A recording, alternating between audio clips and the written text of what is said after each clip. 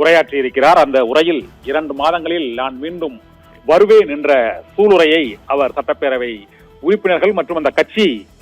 சட்டமன்ற உறுப்பினர்களிடையே அவர் மீண்டும் உறுதிபட தெரிவித்திருக்கிறார். 234 தொகுதிகளிலும் மீண்டும் திமுக வேட்பாளர்களே வெற்றி பெறுவார்கள், அந்த அளவுக்கு நாம் சிறப்பான ஆட்சியை தந்திருக்கிறோம் என்றும் அதற்கு ஒத்துழைத்து அளித்த அமைச்சர்கள் மற்றும் எதிர்க்கட்சி தலைவர் எடப்பாடி பழனிசாமி, அதிகாரிகள் உள்ளிட்ட அனைவருக்கும் நன்றி தெரிவித்த அவர், ஆளுநருக்கும் நமக்கும் பல்வேறு கருத்து வேறுபாடுகள் இருந்தாலும் தனிப்பட்ட முறையில் தமக்கும் அவருக்கும் எந்த விதமான கருத்து வேறுபாடும் இல்லை என்றால் ஆளுநர் RN ரவிக்கும் எனது நன்றியை தெரிவித்துக் கொள்கிறேன் என்று 3 முறை ஆளுநர் உரையை புறக்கணித்த RN ரவிக்கும் அந்த நன்றியை அவர் நிகழ்ந்திருக்கிறார். 5 ஆண்டுகளில் கடந்த 2 மாதங்களாக பல்வேறு திட்டங்களை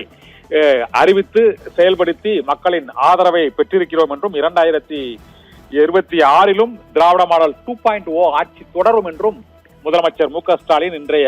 இந்த பிரியா விடை நிகழ்ச்சி உரையில் நன்றி தெரிவிக்கும் முறையில் அவர் உறுதி அளித்திருக்கிறார். மத்திய அரசு தமக்கு போதுமான நிதி உதவியை அளிக்காத போதிலும் சமச்சீரான வளர்ச்சியை தமிழகத்தில் ஏற்படுத்தி நாட்டிற்கே முன்னுதாரணமான ஆட்சியை தந்திருக்கிறோம் என்ற உணர்வோடு உங்களிடமிருந்து விடைபெறுகிறேன் என்றும், சுயமரியாதையை எதிர்ப்பதில் ஒவ்வொரு முறையும் சுயமரியாதைக்கு பாதிப்பு ஏற்பட்டால் அதை எதிர்ப்பதில் முதல் வரிசையில் நிற்பேன் என்றும் முதலமைச்சர் இன்றைய உரையில் அவர் சூளுரைத்திருக்கிறார். இந்த 234 சட்டமன்ற உறுப்பினர்களுக்கும் இந்த ஆட்சியின் கடைசி நாள் என்பதால் ஒரு 30-40 சட்டமன்ற உறுப்பினர்களை தவிர அடுத்த மாதம் அவர்கள் இந்த சட்டப்பேரவையில் அடுத்த 2 மாதங்களில் மீண்டும் அந்த உறுப்பினர்கள் மீண்டும் வருவார்களா என்ற ஒரு கேள்வி எழக்கூடிய நிலையில் ஒரு 200க்கும் மேற்பட்ட சட்டமன்ற உறுப்பினர்களுக்கு போட்டியிட வாய்ப்பு கிடைக்காமல் போகலாம், அல்லது போட்டியிட்டு தோல்வி அடையலாம், அல்லது வேறு கட்சிகளில் அவர்களது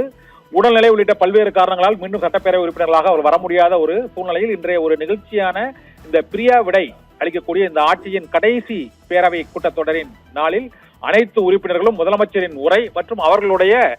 இந்த 5 ஆண்டு அனுபவங்களை அவர்கள் பகிர்ந்து கொண்டிருக்கக்கூடிய இன்றைய நாளில் முதலமைச்சரின் இந்த உறுதிமிக்க உரையானது 2வது முறையாக திராவிட மாடல் 2.0 ஆட்சி மலரும் என்பதில் எனக்கு எந்த விதமான சந்தேகமும் இல்லை என்ற துணியில் அவர் உரையாற்றி அமர்ந்திருப்பது, அதைத் தொடர்ந்து அனைத்து உறுப்பினர்களும் முதலமைச்சருக்கு அந்த நன்றி தெரிவித்து உரையாற்றி கொண்டிருக்கிறார்கள். இதனால் சட்டப்பேரவையின் இந்த ஆட்சியின் கடைசி நாள் கூட்டத்தொடரிலும் முதலமைச்சர் அவர் உறுதியோடு 2 மாதங்களில் மீண்டும் வருவேன் என்ற நம்பிக்கையோடு அவருடைய நன்றி உரையை நிறைவு செய்திருக்கிறார்.